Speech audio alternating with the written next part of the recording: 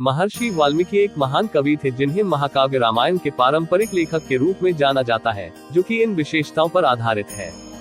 पाठ ही 3-5 उन्हें आदि कवि, प्रथम महाकाव्य रामायण के रचयिता के रूप में सम्मानित किया जाता है। मूल रूप से वाल्मीकि द्वारा लिखी गई रामायण में 24,000 श्लोक और 7 सर्ग कांड है।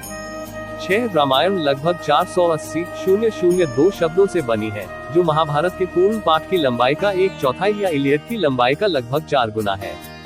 रामायण कौशल साम्राज्य के अयोध्या शहर के एक राजकुमार राम की कहानी बताती है, जिनकी पत्नी सीता का लंका के राक्षस रावण ने अपहरण कर लिया है। पाठ के प्रारंभिक चरण के बारे में विद्वानों का अनुमान 8वीं से 4वीं शताब्दी ईसा पूर्व तक था, 7-8 और बाद के चरण 3वीं शताब्दी ईस्वी तक विस्तारित थे। 9 हालांकि रचना की मूल तिथि अज्ञात है।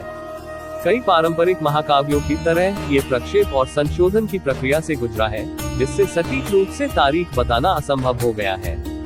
ब्रिटिश व्यंग्यकार ऑब्रे मेनन का कहना है कि वाल्मीकि को एक साहित्यिक प्रतिभा के रूप में पहचाना जाता था और इस प्रकार उन्हें एक डाकू माना जाता था, संभवतः उनके दार्शनिक संशयवाद के कारण 10 भारतीय ज्ञानोदय काल के हिस्से के रूप में। 11 वाल्मीकि को राम का समकालीन भी कहा जाता है। मेनन का दावा है कि वाल्मीकि पूरे इतिहास में खुद को अपनी रचना में लाने वाले पहले लेखक हैं। 12 वाल्मीकि का जन्म भृगु गोत्र के प्रचेता, जिन्हें सुमाली भी कहा जाता है, नामक ब्राह्मण के घर अग्नि शर्मा के रूप में हुआ था। 13-14 किंवदंती के अनुसार वह एक बार महान ऋषि नारद से मिले और उनके साथ उनके कर्तव्यों पर चर्चा की। नारद के शब्दों से प्रभावित होकर अग्नि शर्मा ने तपस्या करना शुरू कर दिया और मरा शब्द का जाप किया, जिसका अर्थ था मरना।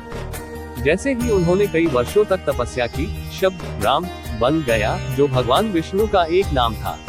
अग्नि शर्मा के चारों ओर विशाल एंथिल का निर्माण हुआ और इससे उन्हें वाल्मीकि नाम मिला। अग्नि शर्मा, जिनका नाम पुनः वाल्मीकि रखा गया, ने नारद से शास्त्र सीखे और सभी तपस्वियों में अग्रणी बन गए, सभी के श्रद्धेय। ऋषि बनने से पहले वाल्मीकि एक चोर थे, इसके बारे में कुछ किंवदंतियां भी मौजूद है। स्कंद पुराण के नागर खंड में मुखार तीर्थ के निर्माण पर अपने खंड में उल्लेख किया गया है कि वाल्मीकि का जन्म एक ब्राह्मण के रूप में हुआ था, जिसका नाम लोहजंघा था और वह अपने माता पिता के प्रति समर्पित पुत्र थे। उसकी एक खूबसूरत पत्नी थी और वे दोनों एक दूसरे के प्रति वफादार थे। एक बार जब अनारता क्षेत्र में 12 वर्षों तक बारिश नहीं हुई, तो लोहजंघा ने अपने भूखे परिवार की खातिर जंगल में मिलने वाले लोगों को लूटना शुरू कर दिया। इस जीवन के दौरान वह 7 ऋषियों या सप्तर्षियों से मिला और उन्हें भी लूटने की कोशिश की, लेकिन विद्वान ऋषियों को उस पर दया आ गई और उन्होंने उसे उसकी मूर्खता बता दी। उनमें से एक कुल्हा ने उसे ध्यान करने के लिए एक मंत्र दिया और ब्राह्मण बना चोर उसके पाठ में इतना तल्लीन हो गया कि उसके शरीर के चारों ओर चींटियों की पहाड़ियां उग गईं। जब ऋषि वापस आए और उन्होंने चींटी पहाड़ी से मंत्र की ध्वनि सुनी, तो उन्होंने उसे आशीर्वाद दिया और कहा, चूंकि तुमने वाल्मीकि एक चींटी का झुंड के भीतर बैठकर महान सिद्धि प्राप्त की है, इसलिए तुम दुनिया में वाल्मीकि के रूप में प्रसिद्ध हो जाओगे। 15-16 वाल्मीकि दैनिक स्नान के लिए गंगा नदी पर जा रहे थे। भारद्वाज नाम का एक शिष्य उनके वस्त्र ले जा रहा था। रास्ते में उन्हें तमसा नदी मिली। जलधारा की ओर देखते हुए वाल्मीकि ने अपने शिष्य से कहा, देखो ये जल कितना निर्मल है, किसी भले आदमी के मन जैसा है। मैं आज यही स्नान करूंगा।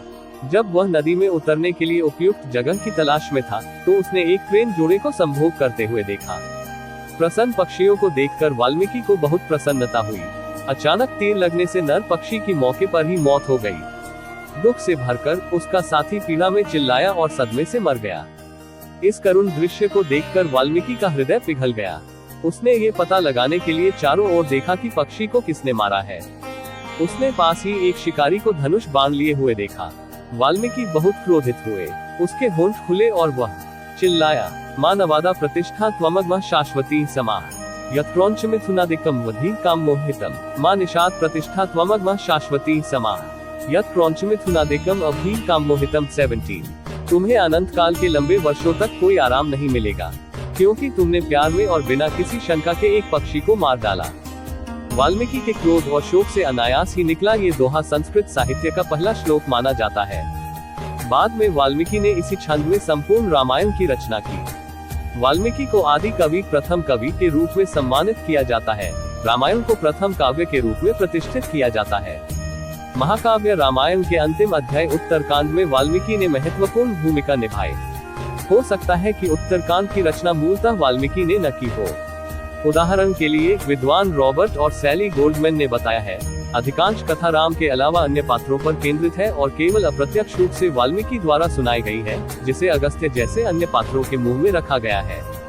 19 ऐसा माना जाता है कि इसे शेष रामायण से लिया गया है। उद्धरण वांछित पौराणिक कथा के अनुसार राम ने सीता को वन में भेज दिया।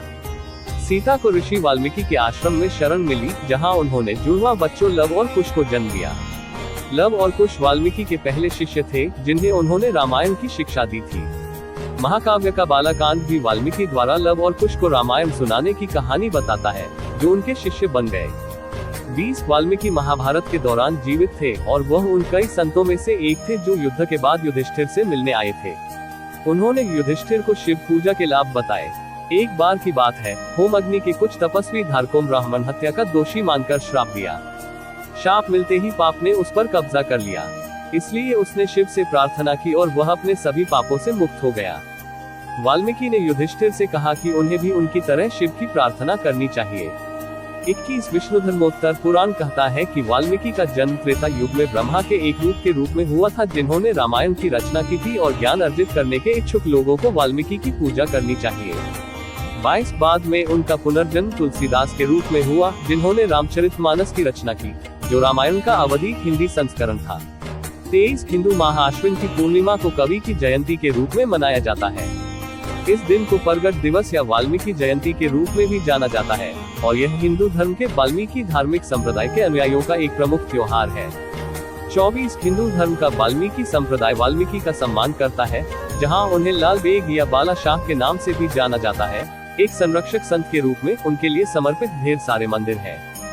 325 तमिलनाडु की सिद्ध परंपरा में वाल्मीकि को वनमीगा के नाम से जाना जाता है और उन्हें प्राचीन काल के 18 सम्मानित सिद्धारों में से एक के रूप में सम्मानित किया जाता है।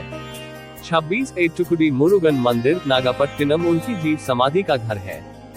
27 माना जाता है कि चेन्नई के एक क्षेत्र तिरुवनमयूर का नाम ऋषि वाल्मीकि तिरुवाल्मीकिउर के नाम पर पड़ा है। इस स्थान पर वाल्मीकि का एक मंदिर स्थित है, जो 1300 वर्ष पुराना माना जाता है। 28-29 श्री वाल्मीकि माता महासंस्थान कर्नाटक के राजनहल्ली में वाल्मीकि को समर्पित एक मंदिर है। वाल्मीकि आश्रम, जिसे वाल्मीकि का मूल आश्रम माना जाता है, नेपाल के चितवन जिले में स्थित है। 30 के स्थल त्रिवेणी धाम तीर्थ स्थल के निकट है। 31